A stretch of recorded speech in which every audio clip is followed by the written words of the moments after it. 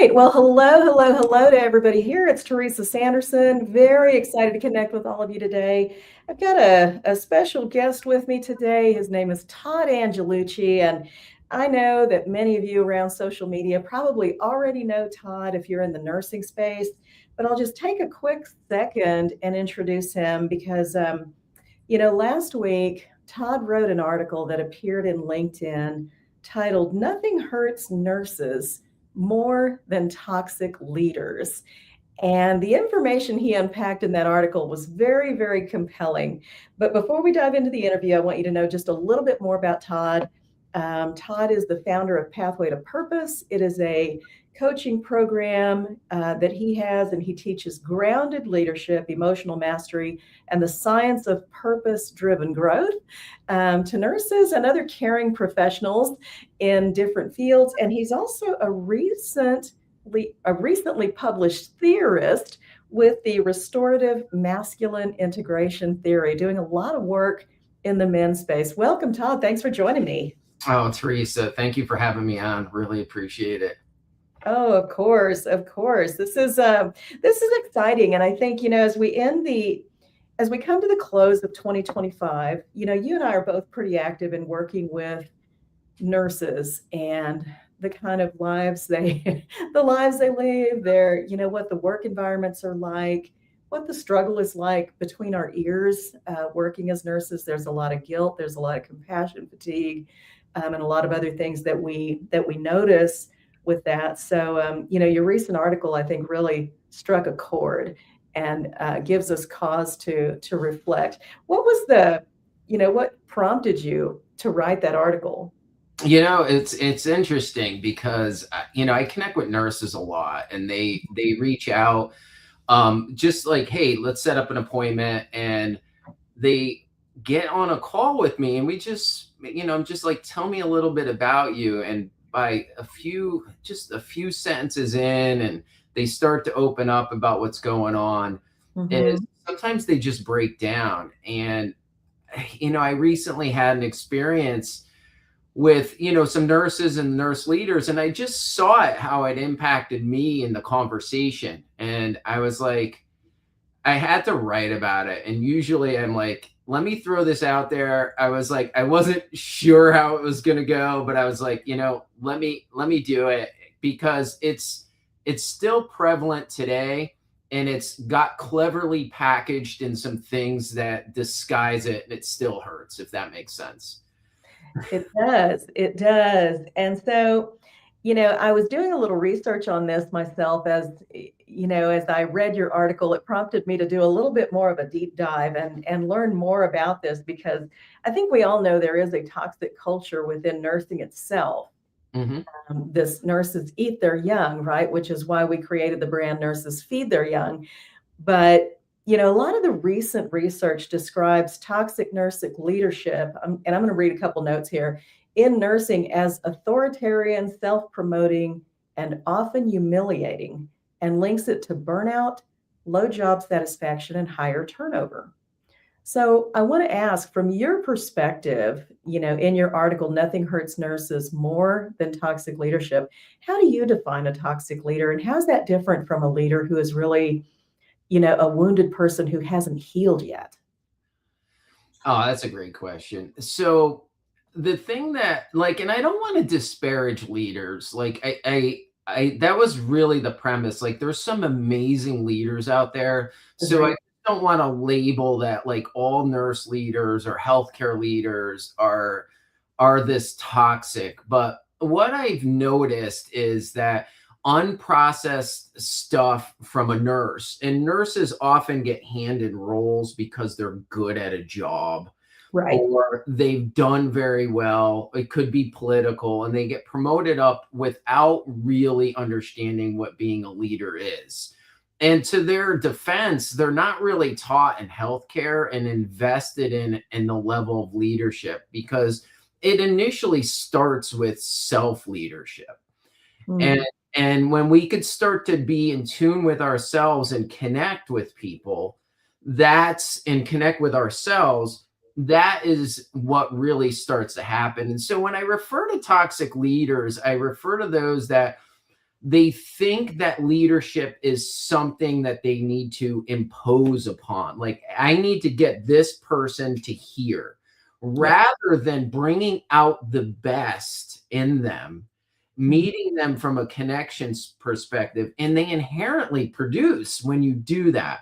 Yeah. Toxic leaders, like, their wounds come out sideways. They might have problems at home or in their personal lives, and the stress, just like the nurse that's on the front line, is really blown up. The issue also becomes is if they have toxic leadership above them, they don't know how to manage up in addition to manage down. And one of the things is cleverly nurse my experience is one of the things that's like hidden is they hide it in like professionalism, Yeah. right? Yeah. Let me say, you're not being professional, or this isn't professional. Like, it's in that guise rather than trying to really start to unpack it and starting to get a little humble. I think being a humble leader and one that takes ownership Mhm. of it. And I mentioned that in the article. So I hope that answered the question for you. It does, and I think we're really aligned in our thinking there. I've often said, I cannot fault our nursing leaders for not being able to lead because about 45% of nurses across the country, when surveyed, report that they feel they have a lack of leadership, right? They're lacking leadership in their units, and it's not because a leader is not there. It's a few reasons, like you said. A leader has never been trained in how to be a leader. A lot of times, a nursing leader emerges just because you're the one who's been on the unit the longest, and that might be as short as 6 months today, right? So suddenly you've got it all. You've got it all. And then the other thing is historically how we've managed nursing leadership, especially our middle management roles, is that okay, you're in charge of this medical surgical unit. And if any of your nurses call off, and you can't find a replacement, you are ultimately responsible for filling that staffing gap. So, how can they lead when they're constantly pulled out of their leadership seat? Add to that, no training, all of that stuff. And it's a harsh environment for them to be in as well. Oh, it's challenging in so many ways. And it just, I just wrote an article about this, that other high stress professions seem to handle things a little better than nurses do, right? Like, we're Yeah. great in codes, and that's where we thrive. Like, this need to be right, this data driven thing. But when it comes to connection, we lose it because we're having some challenges regulating ourselves. And Mhm. so I think what I globally want to say is that we're all going through a hard time, and we have to have each other's back Mhm. and work together. And I think a big challenge is, since all of this stuff is, you see it all over on social media, nurses, it's almost like this rebellion slash, like, hey, we're still talking down the echo chambers of the old thing and coming a little bit from a victim energy. I always am mindful, like, life's happening, but when people have a hard time negotiating boundaries, Mhm. they often hyper boundary or under boundary. And in that process, it doesn't make things better. So it's starting to learn how to navigate together as a team. Mhm. And that's what, like, service, like in the military, granted, everyone's got to toe the line, everyone's got to perform, but Mhm. yet they have each other's back, and there's this sense of pride, as if they're going through a war. They have, right, in certain situations. And if Mhm. you think of healthcare in this premise, we're going through it. Yeah. And it's the person in the foxhole next to you that you got to help, and you Yeah. got to work together, because there are things that we can't control, and yet in spite of that, we have to do this job. We have to work, we have to perform. Right. I love all of that, and I think it's so important to just call out the things that we know, are true. And I think the shortcomings in investment in nursing leaders is one of those things as well.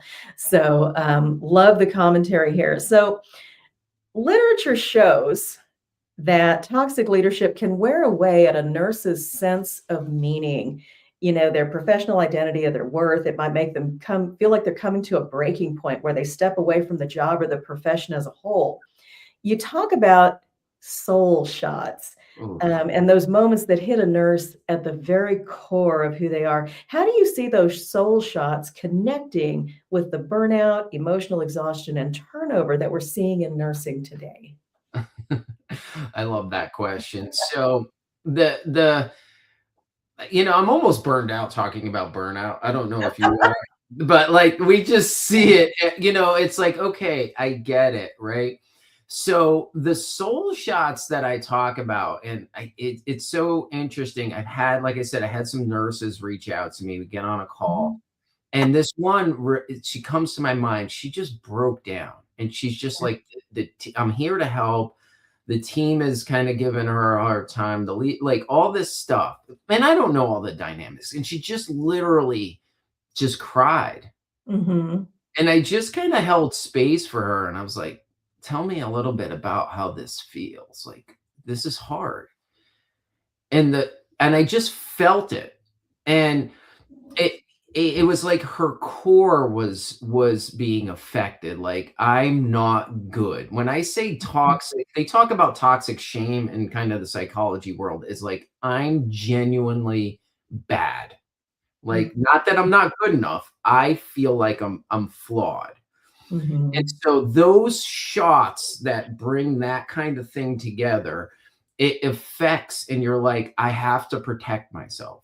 Yeah. So how do I do that? I leave, Mhm. or I retaliate, or I do like, there's various things. And so I asked them, and it was so funny. I said, "What would it be like for you not to take this in as you being like Mhm. crushed?" And as and her perspective just blew, and she's like, "Oh my God." And what that led me to believe, and I work with a lot of people, not just in nursing. Mhm. Nurses inherently is when people say, "I'm a nurse," and you attach your identity to Yeah. a nurse, like, this is who I am. Like, people say, I'm a dad, I'm a mom, I'm this, and that's another identity, right? But Right. when your identity, you take it on and it's in question, it starts to affect your nervous system as if you're dying or being attacked and all Yeah. that.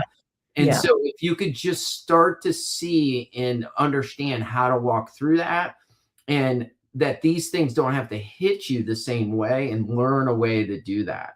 So that's a little bit deep on that, on what I call the soul shots. And I think anybody who listens to it, like, you've been hit, you walked away and you drove home, you're like, oh my God, you Mhm. felt this core, like if you left your shift, like I did something wrong, or I'm wrong, or Yeah. and then when it comes to licensure, like I made a mistake. Oh Yep. my God, I'm gonna lose my license. I'm gonna lose my job. I'm gonna lose everything. And My that identity. Yeah. heads, right? Yeah, exactly. Oh my gosh, and that makes so much sense to me. I mean, that I'm a major depression thriver, crashed and burned those 3 years, couldn't work, and, a lot of nurses said to me, "Well, I'd love to be able to take 3 years off, to feel better." Like, well, it wasn't pretty, we lost my income. My husband couldn't work because he was taking care of me. It wasn't a vacation by any means, but the struggle during that time was that my brain didn't work the way it had worked prior to me having depression, right? I used to have almost a photographic memory. It just things were easy for me to remember and to think through. So the brain fog that hit, all of that stuff that happens with depression came on, and I didn't know if I would ever truly be able to return to work as a nurse. And that was a chilling, chilling thought to me. So in the middle of major depression, right? I have this identity crisis of who the heck am I and what value and worth do I have in the world if I'm not a nurse? And that was I just can't even tell you how strong those feelings were of just really not knowing who the heck am I then? You Mm. know, it was a crazy time. for sure. Um, but yeah, so I can see what you mean when we get those soul shots at work or related to work that cut us to our core where we question, is my license going to be valid anymore? Is somebody going to report me? What, not to mention our whole livelihood is tied to it. And we live in a time now, like, and not just in nursing, where there's this cancel culture, right? Where one toxic leader Yeah. can it can fire you, or can you could basically be taken out, eliminated. I don't mean taken out, but your job. And I've talked to many nurses, like, what am I going to do? How can I reapproach nursing? And I think you can. And I think, because people spent thousands of dollars on their degree, their profession, and now they're like, hey, what can I do? Like, can I serve coffee somewhere and still make the same amount of money as a nurse? And the question is no, unless you buy a coffee shop, which would take years. But Right. there's some nurses that could reinvent themselves, like yourself. Mhm. And, I've done that, but it's not for everybody. And Right. yet you're stuck in this limbo, like, hey, what do I do? Yeah. And I love working with nurses in that space, because they're like, hey, let me create a business around what I went through, which may or may not work. Yeah. And not to shoot anyone's dreams down, but you just have to start to, like, hey, let me look at this reality. Because I always say this: 90% of business, job, and all these challenges are personal problems in disguise. This stuff that Mhm. is pulling you out is gonna go with you wherever you go and whatever you do. Oh my gosh, that is so powerful. That is so powerful. And you know, I always say, or very often I'll say, that having that experience with major depression is perhaps one of the most life-giving experiences I ever ended up with. Having gone through it, having worked through it all, the garbage, the imposter syndrome, the things that happened when I was a little girl. Oh my gosh. To actually be in that psychiatrist office and have that question, "Tell me about your childhood." I was like, "Oh my goodness, this is really surreal." But there were some key points in my childhood that I had never healed from. And I just think it's so interesting because you're right. We carry that baggage and we will carry it wherever we go unless we make a conscious decision to release it and do Mhm. the work. And the work's not easy either. The work's not easy. And when you were sharing this about yourself, Teresa, I was just like, I was tracking with you, and I was kind of sitting with it. And the one thing that came up for me is that we need help. We need help, and we need each other. And the connection of that is just really important. And I think because we take these soul shots, I call them, Mhm. right? Is that we don't trust. And I work with a lot of different nurse health professionals, even people outside of this, and helping them grow in certain ways. And it's usually around their business or their Mhm. career or their family. And that's just the playground that it plays in. All of this stuff plays in. But the thing is we need each other. And I wrote my theory on the RMIT, which is the masculine. There's also women work with me, and I have a women part, is by being connected with people that are supportive and in your lane and just will call you out or whatever. I've watched more men grow into becoming more of who they are and transform into that. Mhm. And we all have pain. Like, when I was listening to yours, I was like, man, I have mine, and I've gone sideways. I was a toxic Mhm. person at one point. Like, for the Yeah. grace of God, there go I, right? And that's why I always keep Mhm. that. But the thing that I want to say is that we need each other. And that's why I wrote this last article. We need the brotherhood and the sisterhood of our community to be together.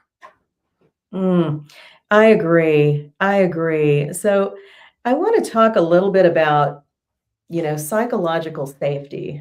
And, evidence suggests that toxic leadership, of course, erodes psychological safety and tends to silence people, while healthier leadership styles support speaking up and staying. At the same time, though, individual resilience and coping still matter. You emphasize extreme ownership without self blame. For leaders and staff nurses living in these dynamics, what does healthy ownership look like in real life in a way that acknowledges the system and still invites their inner work? So that work was inspired by somebody I follow in the military space. Jocko Willink wrote this book, and he was a Navy SEAL commander in Ramadi, and he wrote a book called Extreme Ownership: how the SEALs led and all that. And he works with businesses and people, and his whole premise is about extreme ownership. And I always recommend everybody take a look at that. And what that means is, if you're the leader, it's always your responsibility. If your team didn't do this, it wasn't them, it's me. I didn't show them. I did not do this. What did I miss that didn't support that? And when that gets this whole victim place out, and also if you could do this internally to yourself, it's like, hey, how could I have been different here?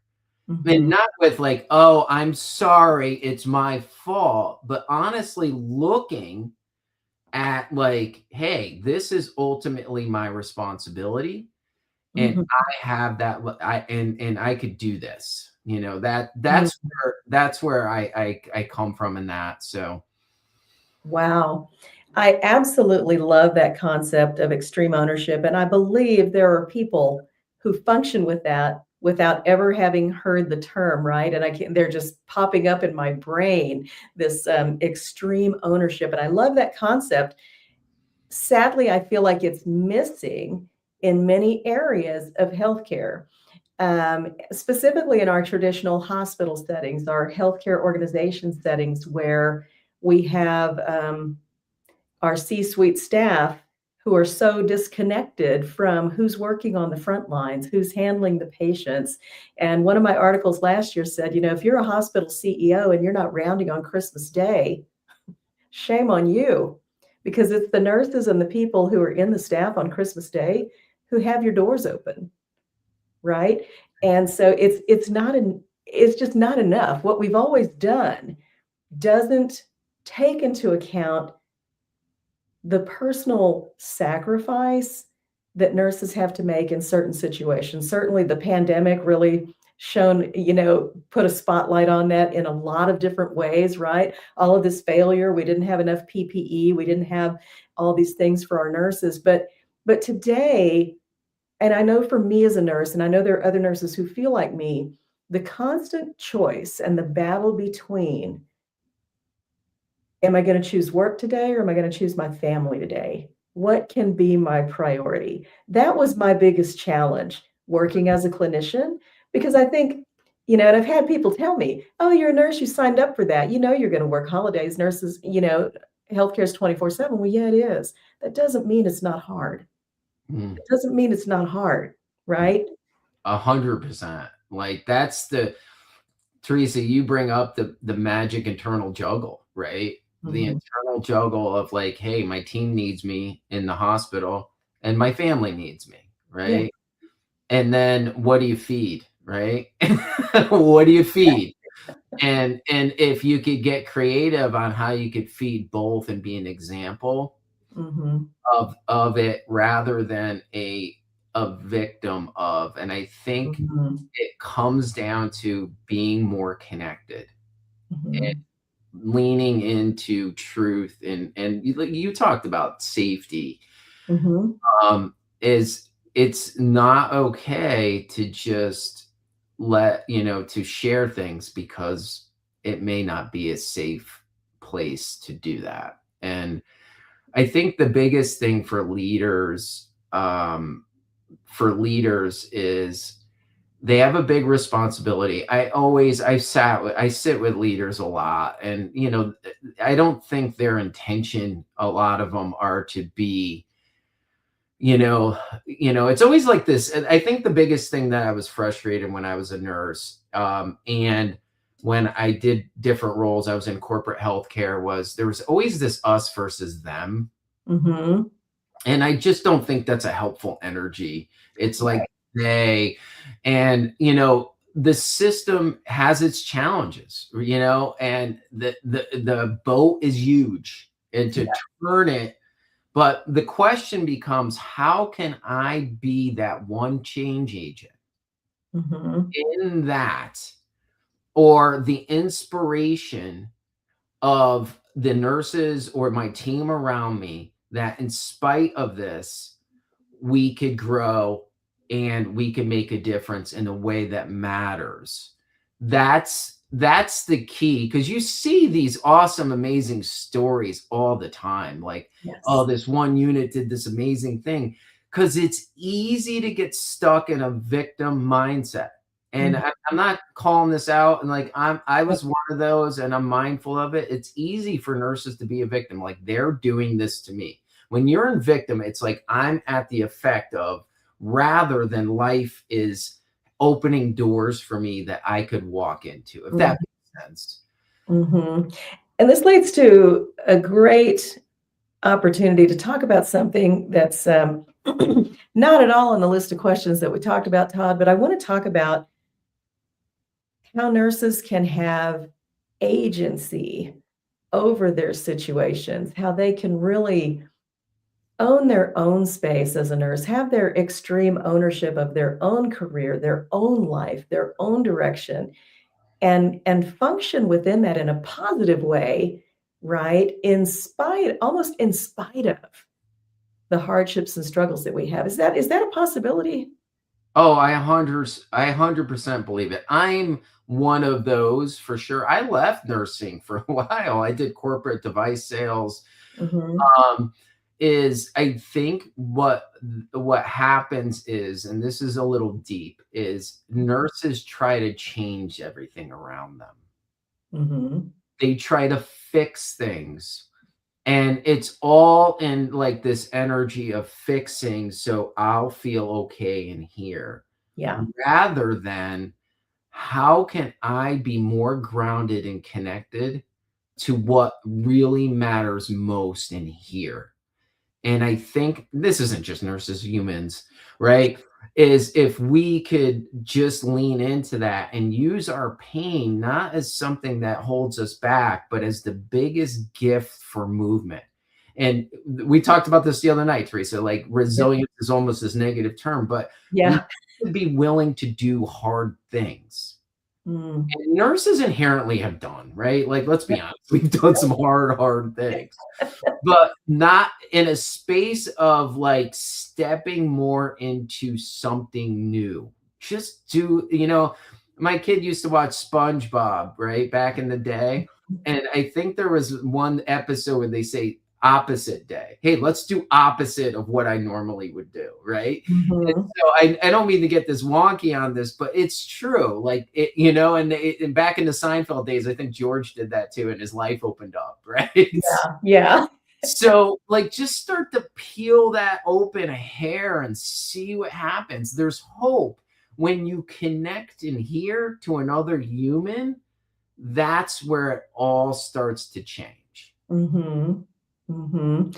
Oh, I love that. I love that, and I think, you know, as we wind up, I want to, leave us on a little bit of a positive note here that I do believe, as you do, that we do have power within ourselves, and that power is about my situation may not be perfect, but how can I show up in it in the best possible way and in a way that doesn't, I don't know, I'm in it, but I'm not of it, so to speak, right? If you think of a fish that lives in salt water, if we go fishing and we catch that fish that lives in salt water and we cook it, the first thing we need to add to it is what? Salt.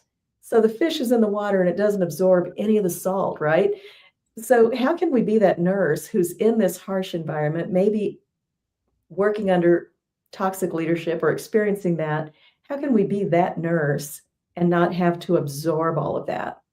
You have any advice? I do. I do. It's the thing is like start to peel away like understand your true identity.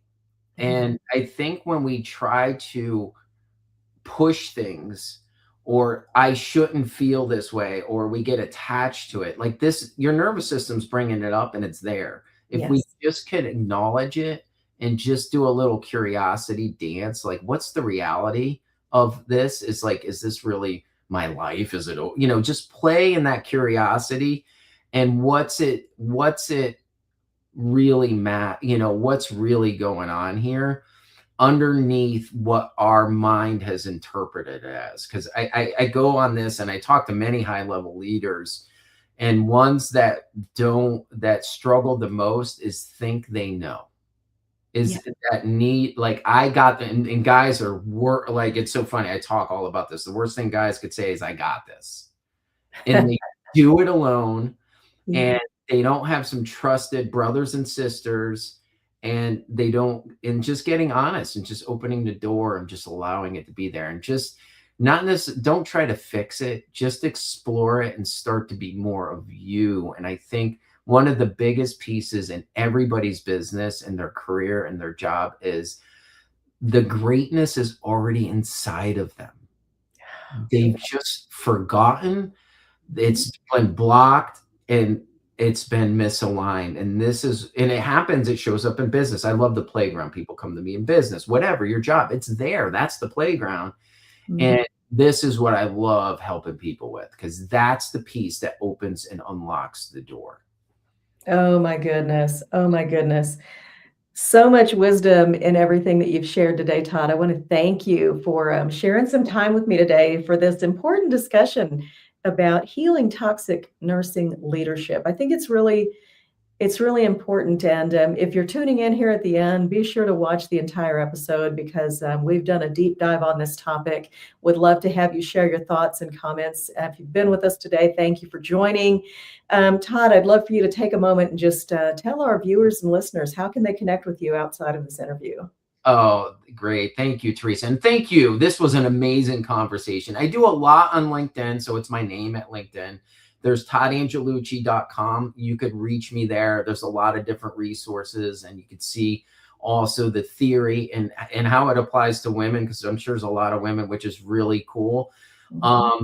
And I'm on all the socials with my name. I'm just really more active, either the website or LinkedIn at this point, and more personal on Facebook. But thank you so much for having this amazing conversation here. Oh, of course. It's my pleasure. Thank you for being our guest. And for all of you who are watching and listening, I do want to encourage you. Let's keep this dialogue going about the state of nursing, our current conditions, what needs to change. I think Nurses Feed Their Young is about calling out what I call the harsh truths of nursing and shining a light on those because if we don't talk about them, if we don't debate them, and discuss them, there is going to be a little, there should be a little push and pull in the dialogue and discussion here. And that's really important because that's how change happens. And change is happening in healthcare right now, whether you know it or not. So your voice is needed. So again, thank you, Todd, for using your voice, for sharing it with us today. And to all of our listeners and viewers, thanks for tuning in. We'll see you next time. Bye bye.